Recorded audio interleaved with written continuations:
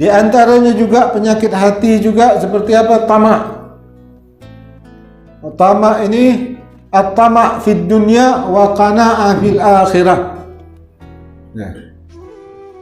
Tamak. Tamak ini merasa bahawa diri ini masih merasa kurang. Biasanya orang kena tamak ini, dia hanya tamak dengan dunia saja. Kalau akhirat dia qanaah. Untuk akhirat dia tak tamak. Nah, seharusnya kan yang disuruh agama untuk akhirat kita tamak, untuk dunia kita qanaah. Tapi terbalik, untuk dunia luar biasa tamak, tapi untuk akhirat tidak. Sudah cukup 2 rakaat, cukup juga zikir ini, tidak perlu banyak-banyak. Coba kalau dunia kita kata tidak perlu banyak-banyak, itu pas. Seharusnya tamak fid dunya wa qanaah, tamak fil akhirah wa qanaah fid dunya. Tapi terbalik, orang yang tamak ini dia tamak untuk dunia, tapi untuk akhirat dia tidak tamak. Bagus sih untuk akhirat. Nah, ketika kita merasa kurang, itu namanya tamak. Untuk urusan-urusan dunia kurang je. Apa yang Allah berikan kepada kita, kita merasa belum cukup. Itu orang yang tamak.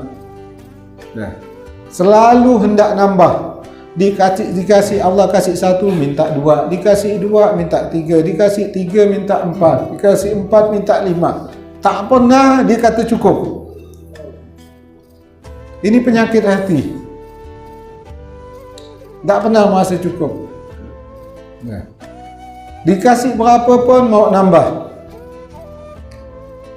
Orang yang punya penyakit tamak ini akibatnya pun ada dampaknya. Di antara dampaknya, dia tidak cukup dengan punya dia mau ambil punya orang pula. Dia punya tanah orang segini, udah punya dia sekian meter, ditambah untuk punya dia pula, tak cukup, tamak. Jatah dia tak cukup, mau ngambil punya orang pula. Ya.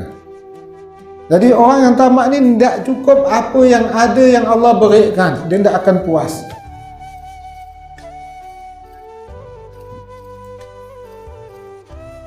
Kemudian orang yang tamak ini, dia akan mengejar apa yang dicarinya, walaupun dengan cara yang haram dia akan lakukan. Orang yang tamak, dia tidak peduli halal haram. Halal haram dia tidak akan peduli. Orang yang tamak, dia akan mencari apa yang dia inginkan dengan cara apapun. Itu dampak dari tamak, sehingga haram dihantam. Dan orang yang tamak pun otomatis dia akan kikir untuk kebaikan.